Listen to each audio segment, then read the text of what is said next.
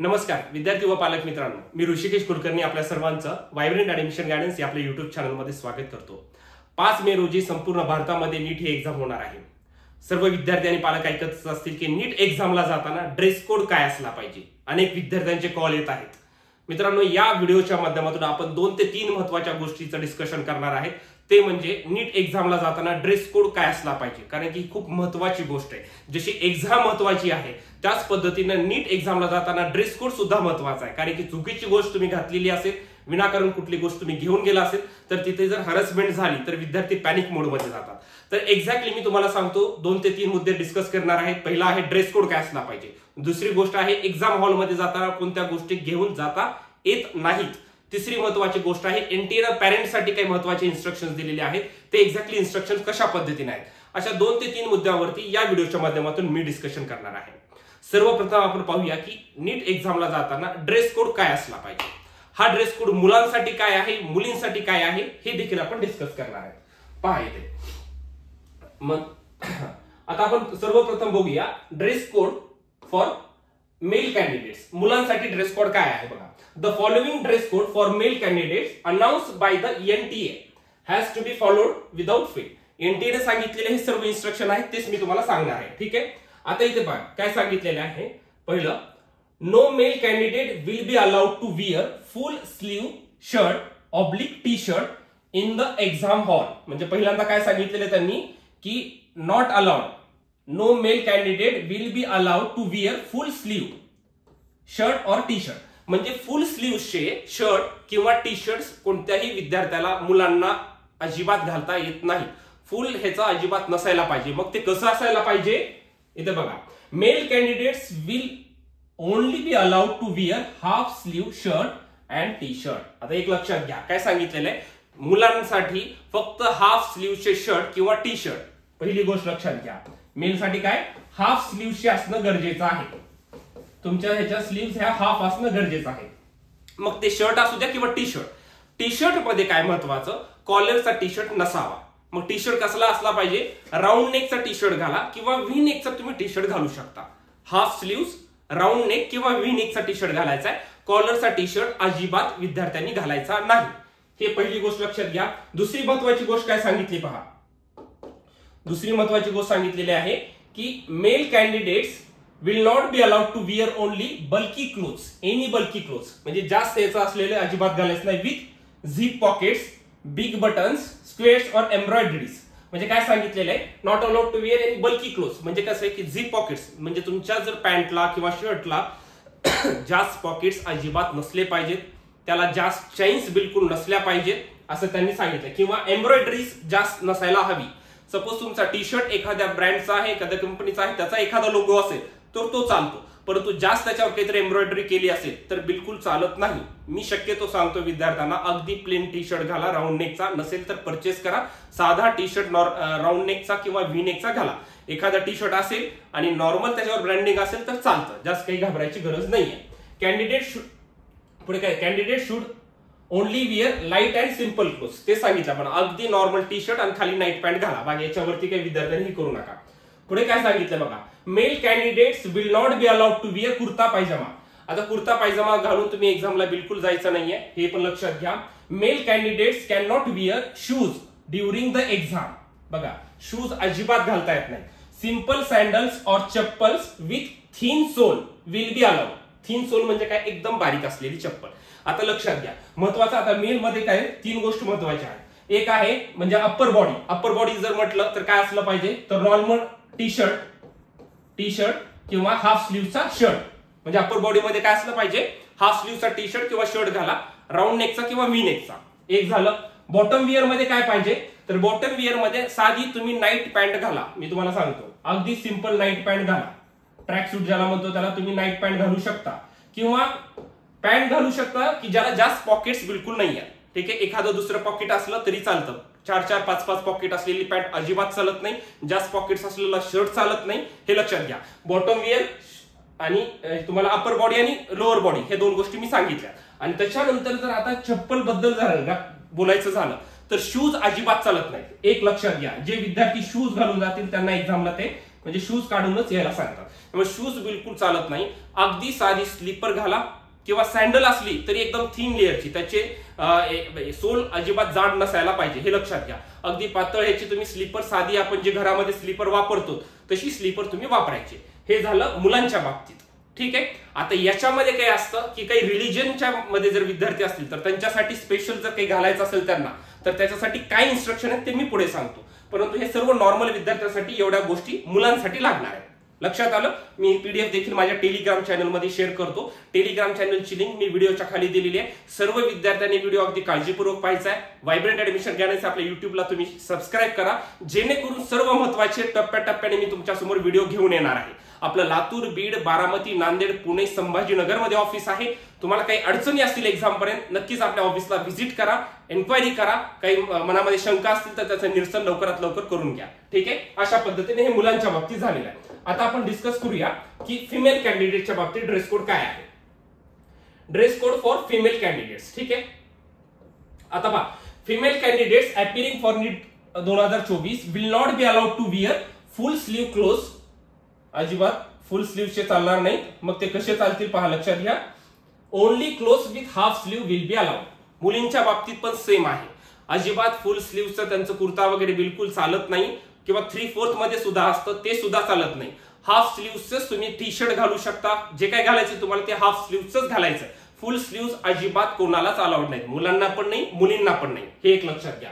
त्याच्यानंतर काय सांगितलं बघा, footwear with high hills and thick soles are prohibited. Female candidates must wear simple sandals or slippers with low heels. मुलींच्या बाबतीत हे अगदी महत्त्वाचं आहे. लो हिल्स, अजिबात हाय हिल्सची सँडल बिलकुल घालून जायची नाही. अगदी साधी स्लीपर तुम्ही एक्झामला घालून जाऊ शकता. Normal T shirt, normal pant घालायची आहे, किंवा प्लाझो वगैरे पण चालतो, पण नॉर्मल जीन्स असेल तरी पण चालते. फक्त त्याला जास्त पॉकेट्स बिलकुल नसायला पाहिजे, हे लक्षात घ्या. गेल्या वर्षी अनेक विद्यार्थ्यांनी जीन्स घातली होती, काही प्रॉब्लेम नव्हता. फक्त जास्त पॉकेट्स अजिबात चालत नाही. मेटल कुठली गोष्ट असेल तर ते डिटेक्ट होत असते मेटलची गोष्ट, त्याच्यामुळे विद्यार्थ्यांना थांबवलं जातं. त्यामुळे जास्त चेन्स, जास्त पॉकेट्स, जास्त मेटल सारखी कुठली गोष्ट असेल ते अजिबात घालू नका. नॉर्मल हाफ स्लीवचा शर्ट राऊंड नेक किंवा व्ही नेकचा असला पाहिजे, आणि नॉर्मल पॅन्ट असं तुम्ही घालू शकता. ठीक आहे. त्यानंतर पुढे बघा काय सांगितलंय. Female candidates will not be allowed to wear jewellery pieces like earrings, nose pins, rings, necklace, anklets, bracelets और पेंडंट्स. मुलींसाठी बघा अत्यंत महत्वाचं इथे काय सांगितलंय, कुठल्याही प्रकारची ज्वेलरी चालणार नाही. इयर रिंग चालणार नाही, नोज पिन तुमचं नाकातलं बिलकुल चालणार नाही, कुठले ब्रासलेट घालणार असाल ते बिलकुल चालणार नाही. रिस्ट वॉच सुद्धा अजिबात चालत नसते, हे लक्षात घ्या. कानातलं, नाकातलं मुलींचं अजिबात चालणार नाहीये. कुठले हेअर क्लिप्स जास्त असतील ते बिलकुल चालत नाहीत. हे सर्व काढूनच तुम्हाला एक्झामला जावं लागतं. हे याच्यासाठी सांगतोय, ऐनवेळी विद्यार्थ्यांना उगाच पॅनिक सिच्युएशन होऊ नये. कारण की महत्वाचं काय, त्या 3 तास 20 मिनिटांमध्ये तुम्ही जेवढं प्रसन्न फुल राहणार, जेवढं टेन्शन फ्री राहणार आहे, तेवढी गोष्ट तुमच्यासाठी चांगली आहे. त्यामुळे अगदी तयारीनं जायचंय आपल्याला. कुठेच काही बिलकुल गडबड करायची नाही. कुठेच आपल्याला काही टेन्शनचं वातावरण क्रिएट होईल असं वागायचं नाहीये. अगदी सिंपल पद्धतीने मी सांगतो त्या पद्धतीने तुम्ही एक्झामला जायचं. ठीक आहे. अशा पद्धतीने म्हणजे कुठल्या गोष्टी घालायच्या नाहीत हे देखील मी तुम्हाला सांगितलेलं आहे. अगदी मुलींनी सिंपल कुर्ता जरी घातला तरी चालतं, खाली पॅन्ट वगैरे घातलं तरी चालतं, जीन्स असले तरी चालतं, जास्त पॉकेट बिलकुल नसायला पाहिजे. टी शर्ट घाला शक्यतो, जर टी शर्ट, नाईट पॅन्ट हे अगदी सोप्या आणि म्हणजे काही टेन्शन फ्री असलेला हा ड्रेस कोड आहे मुलींसाठी देखील. फक्त महत्वाचं काय, सँडल अजिबात हाय हिलची सँडल घालायची नाही, नॉर्मल स्लीपर घाला. सँडल जरी घातली तर लो हिलची असायला हवी. अजिबात जास्त त्याचा सोल जास्त मोठा नकोय. अशा पद्धतीने हे मुलींसाठी देखील आपण डिस्कशन केलंय. आता पुढे बघूया. मी तुम्हाला थोडं ग्राफिक्सच्या माध्यमातून सांगतो की इझिली तुम्हाला कळेल की कोणत्या गोष्टी तुम्हाला घालायच्या, कोणत्या गोष्टी अजिबात अलाउड नाहीये. आता बघा, एक्झामच्या दिवशी तुम्हाला इथे ग्राफिक्स मध्ये दिसत असेल. आता हे बघा, हे फुल स्लीवचा शर्ट आहे, हे अजिबात चालत नाही.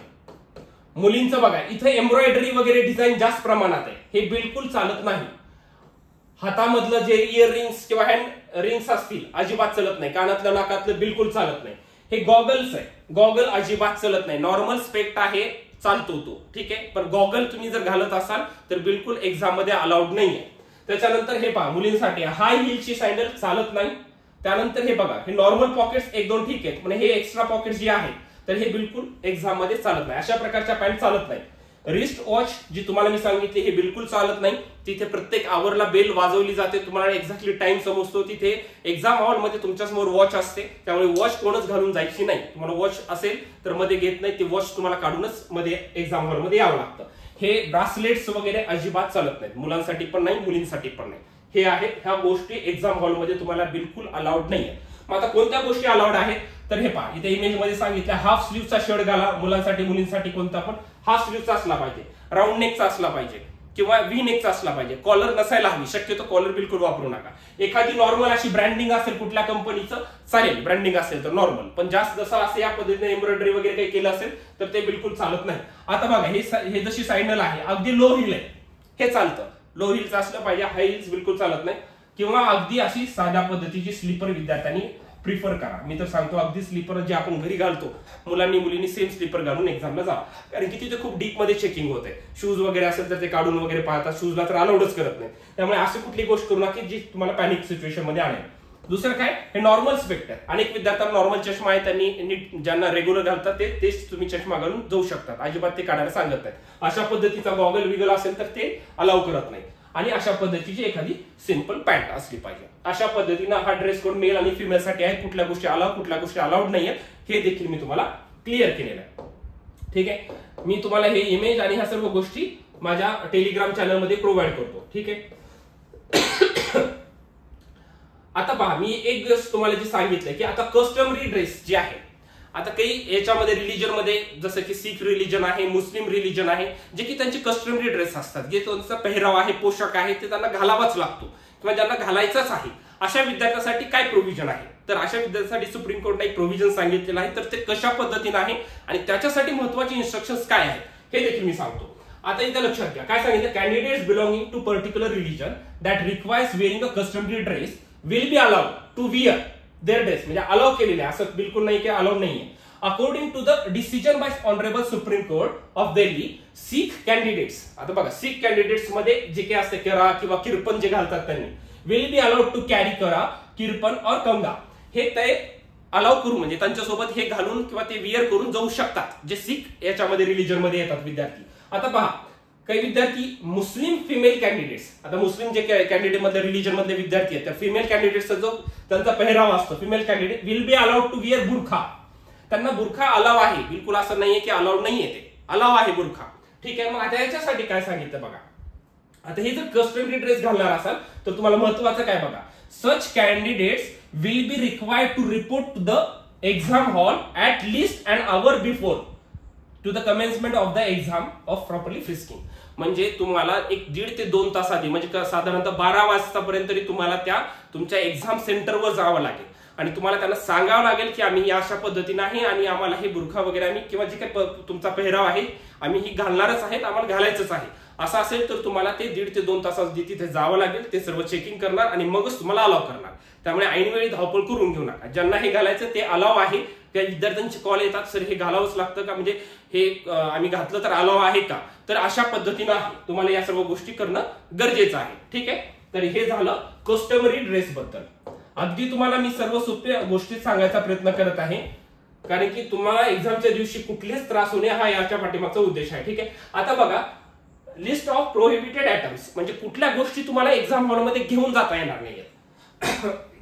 Stationery items such as textual material, geometry और pencil box, plastic pouch, calculator, pen, scale, pen drive, eraser, log table, electronic pen, scanner, writing pad, bits of papers. हे लक्षात घ्या, अनेक विद्यार्थ्यांचे कॉल आले, सर रायटिंग पॅड अलाउड आहे का, pen allowed आहे का, किंवा एखादा आम्ही सॉल्व्ह करण्यासाठी काही ब्लँक पेजेस घेऊन जाऊ शकतो का.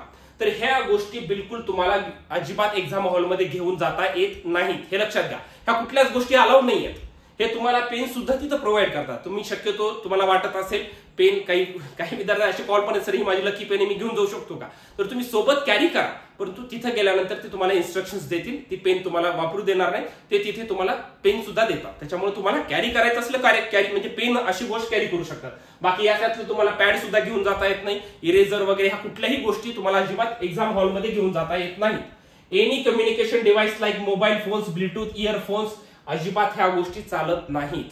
मोबाईल विद्यार्थ्यांना सूचना आहे, मोबाईल अजिबात घेऊन जाऊ नका. मोबाईल जरी तुम्ही कॅरी केला तर तुम्हाला बाहेरच ठेवावा लागतो. बाहेर तिथे सेंटरवरती कुठल्याही प्रकारची सोय बिलकुल केलेली नसते. त्यामुळे मोबाईल जरी असेल तर तुम्ही गेटच्या बाहेर तुमच्या पॅरेंट्सकडे मोबाईल देऊन ठेवा. शक्यतो तर मोबाईल घेऊनच जाऊ नका. ठीक आहे. Other items like wallet, goggle, handbags, belt, मुलांसाठी बेल्ट सुद्धा चालत नाही.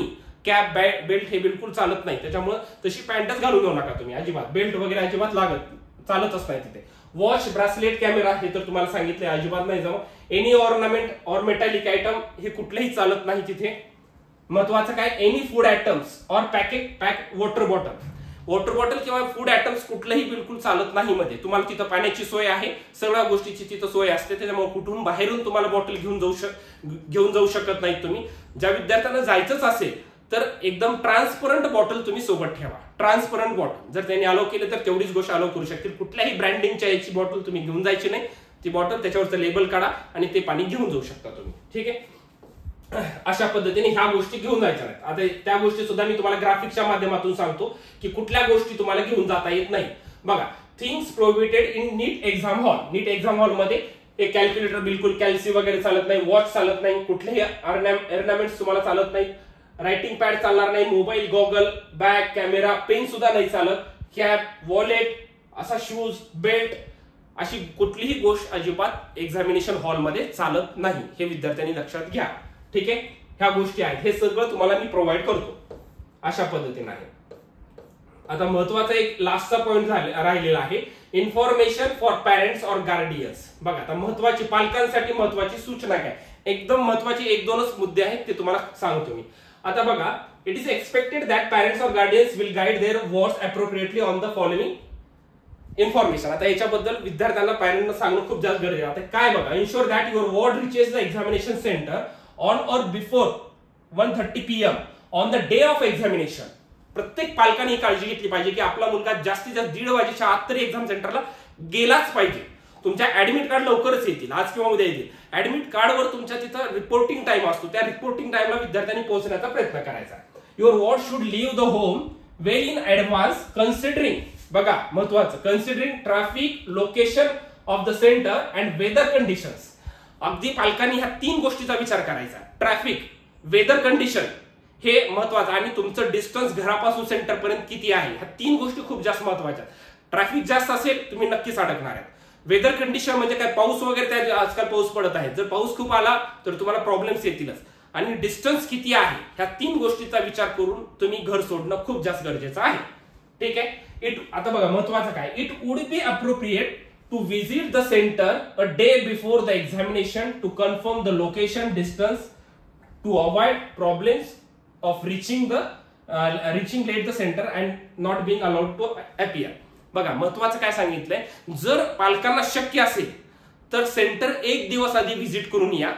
कशासाठी, किती अंतर आहे, तिथे जाताना ट्रॅफिक लागू शकते का, या सर्व गोष्टीचा अंदाज जर तुम्हाला घ्यायचा असेल तर पालकांनी, विद्यार्थ्यांनी आता काहीच करायचं नाहीये. विद्यार्थ्यांनी आपापलं रिवाइज किंवा ज्या पद्धतीने तुमचा शेड्यूल चालेल ते सुरू ठेवा. पालकांसाठी महत्वाचं काय आहे, आता सेंटर तुम्हाला एक्झॅक्टली ऍडमिट कार्डवर कळतंय, तर शक्य असेल तर 1 दिवस आधी त्या सेंटरला व्हिजिट करा. व्हिजिट म्हणजे काय, लोकेशन बघून या लांबून की त्या सेंटरवर जायला किती वेळ लागतो, एक्झॅक्टली कुठे आहे, कुठे जायचे किती मार्ग आहेत, कुठून गेल्यानंतर कशा पद्धतीने लवकर पोहोचता येईल, ह्या गोष्टी खूप महत्वाच्या आहेत. कारण की त्या दिवशी विद्यार्थ्याला जेवढं चांगलं हॅपीली ठेवता येईल किंवा जेवढे पॅनिक सिच्युएशन होणार नाही त्याची काळजी पालकांनी देखील घेणं खूप जास्त गरजेचं आहे. त्यामुळे ह्या 2 ते 3 गोष्टीचा अभ्यास पालकांनी देखील करणं खूप जास्त महत्वाचं आहे. ठीक आहे. आता हे झाल्यानंतर पुढे काय, ते पुन्हा तेच सांगितलं की त्यांनी महत्वाचं काय की एक्झाम, पुन्हा बाकीचं काय, एक्झाम सेंटरवरती गेल्यानंतर बघा, therefore the candidate shall leave home well in advance taking consideration of various factors such as traffic वगैरे. ते झाले. आता बघा, the candidates will follow the instructions and maintain discipline in the examination hall. The candidate will not be breach any examination rule. ठीक आहे. आता एक्झामिनेशनचे rule वगैरे हे ब्रेक करू नका किंवा लवकर जावा, हे पालकांनी विद्यार्थ्यांना सांगणं गरजेचं आहे. विद्यार्थी देखील फॉलो करतील. फक्त महत्वाचं एक सांगतोय, आम्ही काही विद्यार्थ्यांकडून ऐकतो मध्ये जाताना काही तुम्हाला तिथे जे एक्झामिनेशन हॉलचे तिथे बाहेर थांबलेले असतात किंवा चेकिंगला आलेले असतात किंवा काही गार्ड्स असतात, तर तिथे जाताना थोडंसं नॉर्मल आपण राहायचंय. कोणी जरी काही बोललं तर अजिबात भांडायचं नाही किंवा काही करायचं नाही, जेणेकरून तुमचा मूड खराब होणार नाही. अशा ठिकाणी होत असतं, असं काहीच विद्यार्थ्यांनी वागायचं नाही. अगदी व्यवस्थित शिस्त जेवढी पाळता येईल त्याचा प्रयत्न करायचा. ठीक आहे. अशा पद्धतीचे हे बेसिक. बाकीचं तर मी तुम्हाला कव्हरच केलेलं आहे, सांगितलंय की बाकीचं सेम सांगितलं त्यांनी की ड्रेस कुठल्या पद्धतीने घालायला पाहिजे हे पालकांनी विद्यार्थ्यांना सांगायचं. आता हे जे आहे बाकीचं एक्झाम सेंटरच्या तिथे तुम्हाला काय घेऊन जायचंय, ऍडमिट कार्डवरच्या ह्या इन्स्ट्रक्शन आहे. ऍडमिट कार्ड कसं असलं पाहिजे, ऍडमिट कार्डवर काय कुठे चिटकवायचं हे तुम्हाला मी ऍडमिट कार्ड आल्यानंतर त्याचा एक लाईव्ह डेमो दाखवतो. ठीक आहे. आणि एक्झाम डेच्या दिवशी काय ऍक्टिव्हिटीज आहेत, कुठल्या टाइमला मध्ये जायचंय, मध्ये गेल्यानंतर एक्झॅक्टली बेल केव्हा वाजते, एक्झाम केव्हापासून केव्हापर्यंत आहे, मधले शेड्यूल कसे असतात हे देखील मी तुम्हाला पुढच्या व्हिडिओमध्ये सांगतो. म्हणजे पुढच्या व्हिडिओमध्ये आपण काय डिस्कस करूया, ऍडमिट कार्ड कसं आहे, ऍडमिट कार्डवरती कुठे साईन लागणार आहे, कुठे पालकांची साईन लागणार आहे, किती फोटो लावायचे आहेत, ऍडमिट कार्ड सोबतच अजून काय मध्ये घेऊन जाता येतं हे सर्व मी पुढच्या व्हिडिओमधून तुम्हाला कव्हर करणार आहे. महत्वाचं आता काय पाहिलं आपण सर्वांनी, तर आता महत्वाचं पाहिलं की ड्रेस कोड काय होता, मुलांसाठी ड्रेस कोड काय होता, मुलींसाठी ड्रेस कोड काय होता, एक्झाम हॉलमध्ये काय गोष्टी घेऊन जाता येतात, काय गोष्टी घेऊन जाता येत नाही, आणि पालकांसाठी महत्वाच्या काय सूचना होतात. हे 4 ते 5 मुद्दे मी कव्हर केलेले आहेत. तुम्हाला एक सांगतो की सर्वांनी व्हायब्रंट ऍडमिशन गायडन्स आपल्या युट्यूब चॅनलला सबस्क्राईब करा, कारण की महत्वाचे सर्व व्हिडिओ मी तुमच्या समोर घेऊन येणार आहे अगदी एक्झाम होईपर्यंत आणि एक्झाम झाल्यापासून पुढे रिझल्ट नंतर तुमच्या ऍडमिशन पर्यंत अगदी सर्व टप्पा आपण कव्हर करण्याचा प्रयत्न करणार आहे. त्यामुळे सर्व विद्यार्थ्यांना विनंती आहे, काउन्सिलिंगसाठी देखील ऍडमिशन सुरू झालेले आहे. लातूर, बीड, बारामती, संभाजीनगर, पुणे आपल्या कुठल्याही ब्रांचला तुम्ही व्हिजिट करा, कॉल करा. काही शंका असतील एक्झाम पर्यंत ते विचारून घ्या, आताबद्दल काही डाऊट्स असतील कॉल करा, पालकांना व्हिजिट करायला जमलं व्हिजिट करा. ठीक आहे. Thank you so much.